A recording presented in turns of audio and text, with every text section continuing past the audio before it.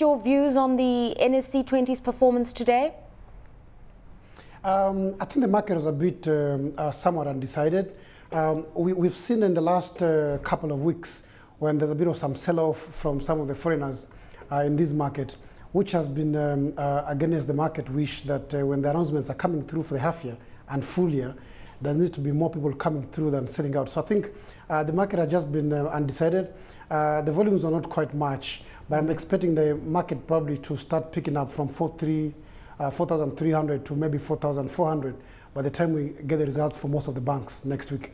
All right, let's talk about the general state of the Kenyan economy, especially ahead of this referendum in a few weeks' time. New forecast figures for growth is that we could expect growth to be at about 5% this year, which is a lot more optimistic than figures coming out of the Treasury, which are just above 4%, 4.3%. What's your outlook for this economy? I think the outlook looks more positive. We need to start from the fundamental, the macroeconomics. If you look at the interest rates, have been very stable, just about 1.8 yesterday for the 91 days, and it's been like that for the last couple of weeks.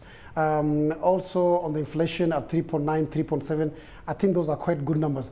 Even the forexes have been just about 81, 82 shilling against the dollar. I think those figures of 5% are very much within the reasonable expectation, given that from the financial sector, construction, as well as agricultural, I think those sectors are picking up. I'm expecting to have a very strong, the market to have a very strong growth in the second half of the year.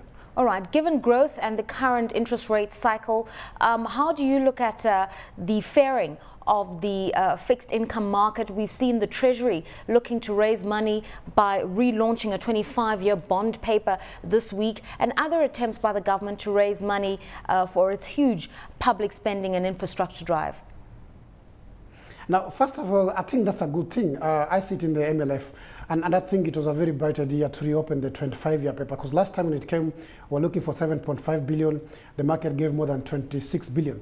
That tells you there's a bit of appetite there for many reasons, but one of them is, I think if you go to the secondary market right now, the interest rates are much more lower. We don't get double-digit return for any paper below 20-year paper. And even the current 25-year paper is trading at about 9.6. So I'm expecting to get a fairly good subscription level, maybe from about 20 to 30 billion for the 15 billion they're looking for. But I think going forward, I think the government is going to be able to raise more capital cheaply, particularly for the remainder of the year, seeing that the interest rates have been quite stable. And I think the banks are pretty liquid.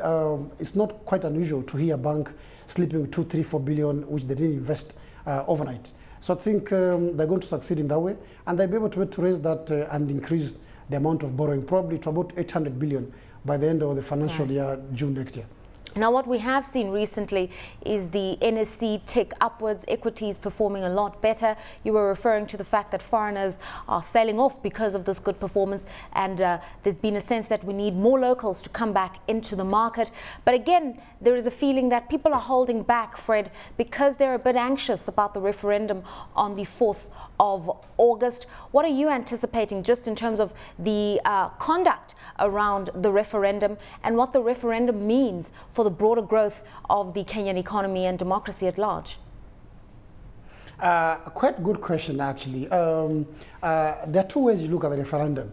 I know it's a big concern, particularly for the foreign investors. We are speaking to some today, and I think their concern is what's going to happen. Suppose either the yes wins with a minority vote, a yes vote, or probably if they don't win at all. I think that's a big concern to the foreign investors because they're looking beyond the referendum and looking at the stability of the entire economy, probably a recurrent of the violence coming through. But if you look at that, that comes from the foreign investors. If you come to the local market, I think it's not such a huge factor. In fact, part of the reason why the index has been above 4,300 for a couple of days ago, even there's been so much supply from the foreign side, is because the local funds, the local institutional investors have taken over. And I think there's less alternative most institutional investors have today because the interest rate side is very low. If you look at the property market, it's picking up. So actually the easiest way to invest for them is going to be the equities market. So I think if you compare those two sides, then you're going to realize that if it goes the yes vote, probably with a majority, we are going to get confidence from the local investors as well as from the foreign investors. But either way it goes, I think for the local market, I'm seeing a bit of stability coming through. Okay, and just a final question. your outlook for the shilling, because what we have seen is a bit of volatility in recent weeks, and that's largely because the shilling was tracking the euro and really a victim of a flight away from the euro to the dollar ahead of this referendum. Do you think there's going to be continued imported inflation on the shilling, or it's going to strengthen on the back of positive sentiment about the Kenyan economy in general?